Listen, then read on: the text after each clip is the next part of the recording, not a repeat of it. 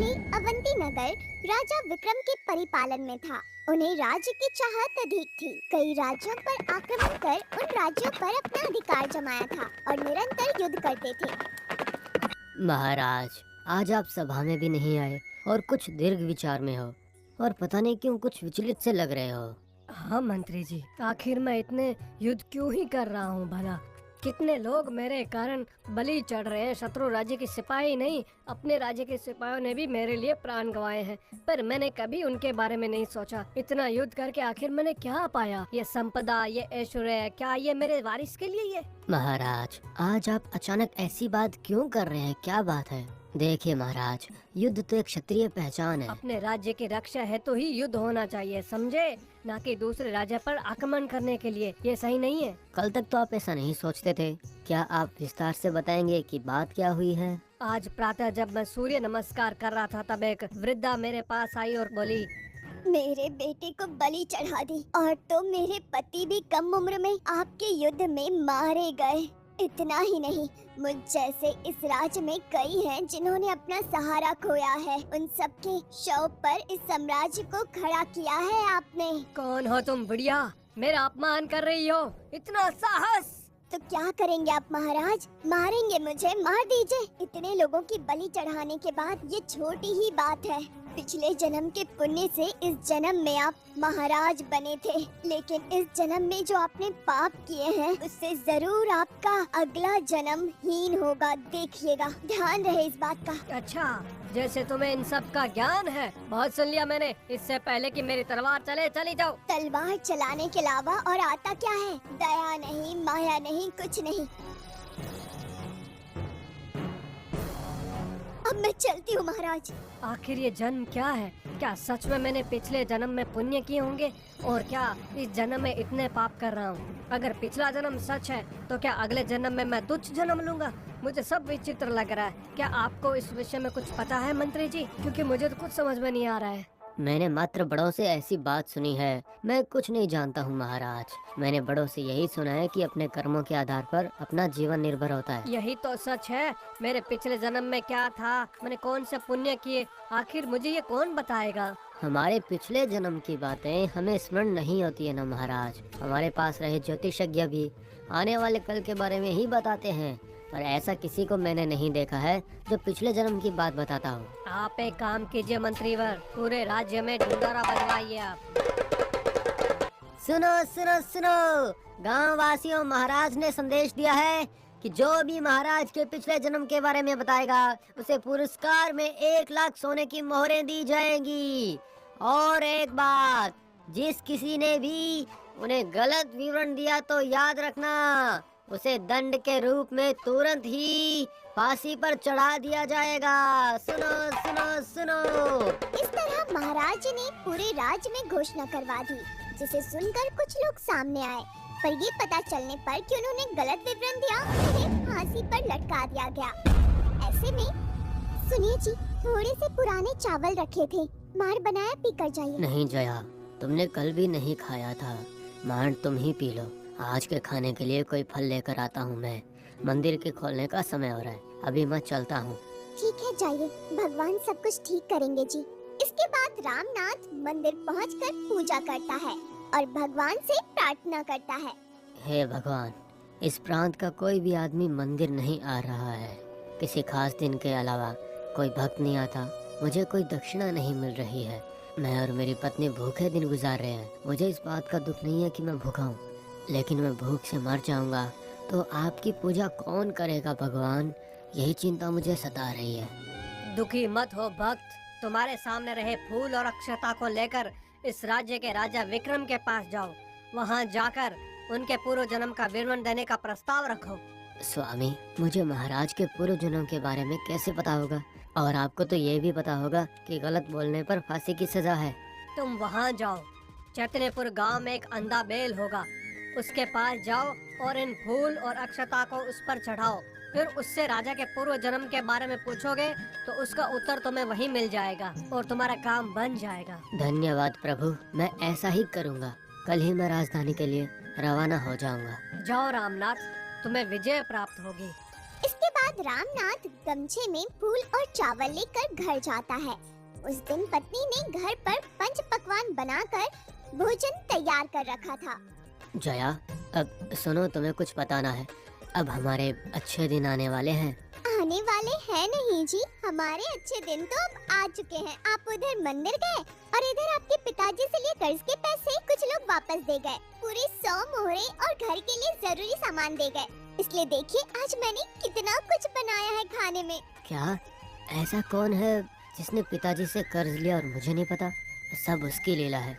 अब सुनो, महाराज ने घोषणा की है कि जो कोई भी उनके पूर्व जन्म का विवरण देगा उसे 1 लाख सोने की मोहरें देंगे, और इसीलिए कल मैं उन्हें विवरण देने राजधानी जा रहा हूँ। तुम्हें परेशानी तो नहीं है ना? नहीं जी, आप उनसे कुछ मत कहिए। अगर आपने कुछ गलत कह दिया तो फिर वो आपको फांसी पर चढ़ा देंगे। मैं जानता हूँ। देखो, आज मुझे स्वयं उस देवाधिदेव ने महाराज के पूर्व जन्म का विवरण दिया है। धैर्य रखो, कुछ भी नहीं होगा, चिंता मत करो।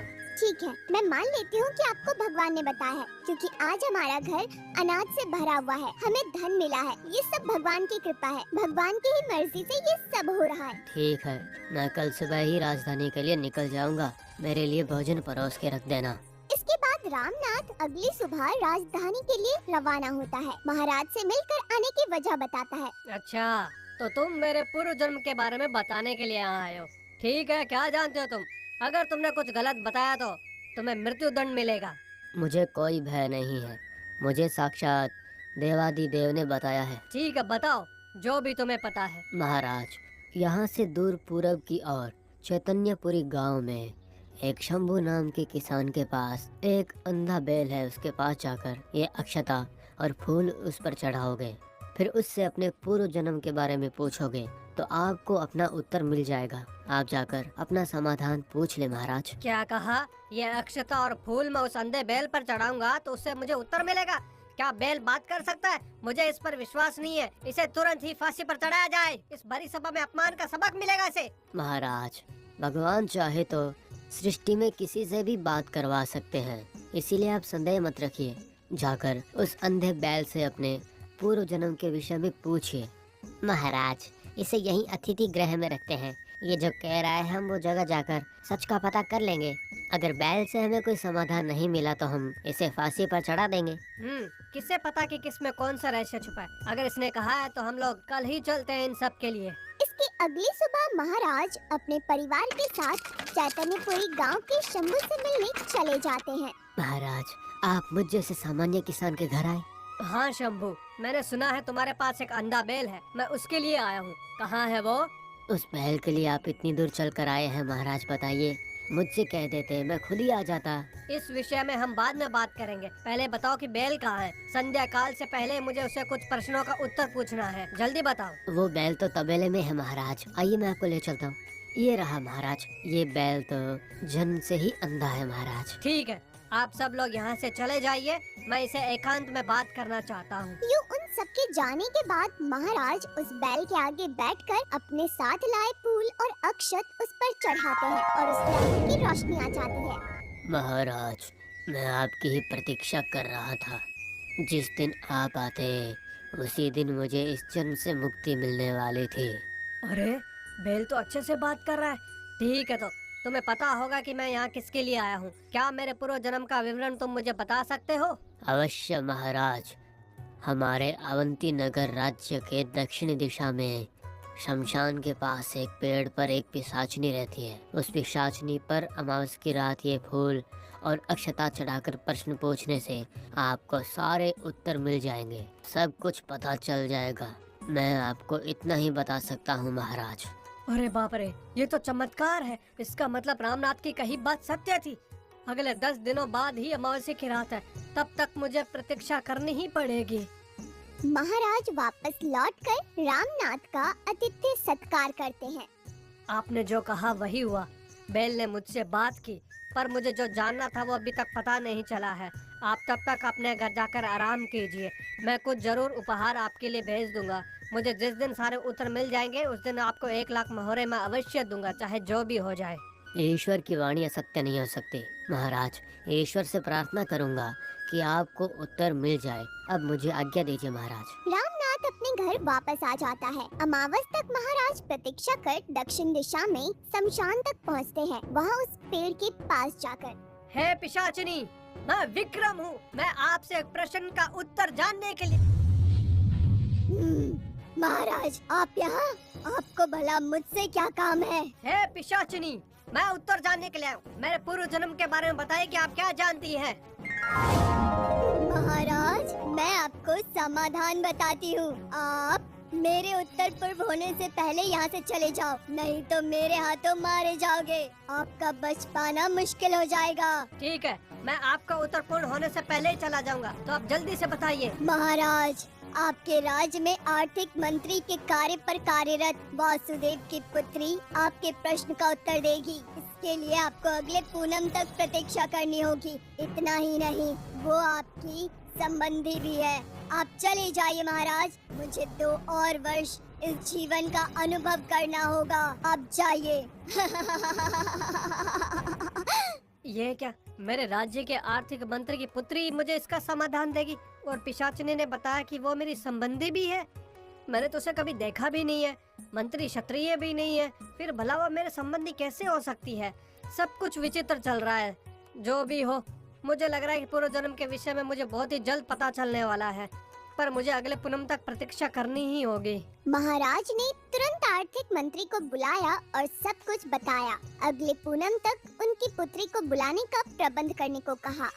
पूनम की रात आई। उस युवती के पास महाराज पहुँचे। बेटा, तुम्हारा नाम भवानी है ना? अच्छा है। क्या तुम मेरे आने का कारण जानती हो? नहीं जानती महाराज, बताइए आपको मुझसे क्या काम है? एक क्षण। बेटा आप बताओ, मैं अपने पूर्व जन्म के बारे में जानने के लिए आया हूँ। हाँ, मुझे आपके पिछले जन्म के बारे में पता चल गया महाराज। आप पिछले जन्म में एक गरीब ब्राह्मण थे। आपकी एक पत्नी, पुत्र और एक बहू थी। हर रोज घर में खाने के लिए कुछ होता भी नहीं था। भिक्षा में मिले अनाज से ही अपना गुजारा किया करते थे आप लोग। ऐसे में एक समय आपके पास 2 दिनों तक अन्न नहीं था। किसी तरह भिक्षा से आपको 4 मुट्ठी अनाज मिले जो आप घर ले आए। आहा, क्या बात है, आप अनाज लेकर आए हैं। लाइए जल्दी से, 2 दिनों से कुछ नहीं खाए। बहू सुनो, सुबह आंगन में सब्जियां तोड़ी थी ना, उन्हें काट लो। आज बढ़िया सा भोजन बनाते हैं हम। 2 दिनों से भोजन नहीं किया है, मैं समझ सकता हूँ। जल्दी खाना बनाकर सबको खिलाओ।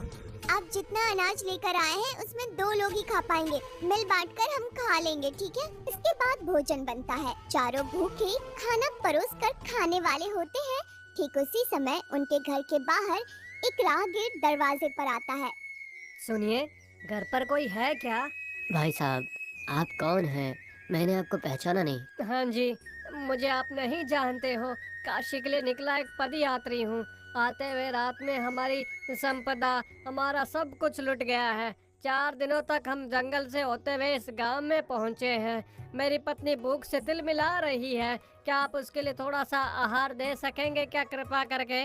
एक क्षण रुकिए, तब तक आप हाथ पैर धो लीजिए, आपके भोजन का प्रबंध करता हूँ। सुनो, अगर घर में अतिथि आए हैं और ऊपर से वो 4 दिनों से भूखे भी हैं, तो हमारे पास जो भी आहार है उन्हें थोड़ा दे दो। बेचारे बहुत कमजोर लग रहे हैं वो। क्या कहा? हमारे घर में भोजन के लाले पड़े हैं, ऐसे में अतिथि बुला लाए? कैसे होगा? आप उनसे कह दीजिए भोजन नहीं मिल पाएगा उन्हें। घर आए अतिथि से ऐसे जाने के लिए कहना संस्कार नहीं है। ये सब मैं नहीं जानती। ये देखिए, यहाँ 4 थाली में भोजन है। इनमें से एक मेरे लिए है और एक मेरे बेटे के लिए। हम किसी को नहीं देंगे। आपको जो करना है आप कर लो। मैं और मेरा बेटा तो भूखा नहीं रहेगा। ठीक है, तुम दोनों भोजन कर लो। बेटा भवानी। ससुर जी, आपको मुझसे पूछने की जरूरत नहीं। आप मेरे हिस्से का भोजन उन अतिथि को दे सकते हैं, मुझे कोई दिक्कत नहीं। ठीक है बेटा। बेटा तुम मुझे समझती हो, मैं अपने हिस्से की थाली उन दोनों को दे आता हूँ। इस तरह हमने अपने हिस्से का अन्न उस अतिथि को दिया। इसके फल स्वरूप आप इस जन्म में इस राज्य के महाराज और मैं वित्त मंत्री की पुत्री के रूप में जन्मी। आपके पिछले जन्म में आपका पुत्र और कोई नहीं, वो बैल था जिससे आपने प्रश्न पूछा, और शमशान वाली पिशाचिनी आपकी पत्नी थी। आहा, ये क्या? तो मेरे किए उस छोटे से दान के बदले मुझे इतना बड़ा फल मिला।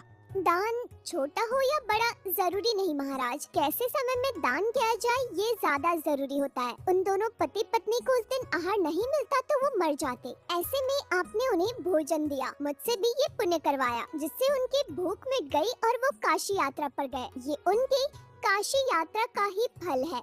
इसका अर्थ उन्हें दान देने से मना करने वाली मेरी पत्नी पिशाचनी बनी और आंख मूंदे उसका अनुसरण करने वाला मेरा बेटा अंधा बैल बना। अब मेरी समझ में आया कि हमारे कर्मों के अनुसार ही हमारा जन्म होता है। बेटा, अगर तुम गलत ना समझो तो मैं तुम्हारे समक्ष अपने बेटे से विवाह का प्रस्ताव रख रहा इस हूँ। तरह महाराज को अपने पूर्व जन्म के बारे में पता चला। उन्होंने रामनाथ को बुलाकर 1 लाख सोने की मोहरें दी। इतना ही नहीं, उस दिन से महाराज ने युद्ध करना भी छोड़ दिया।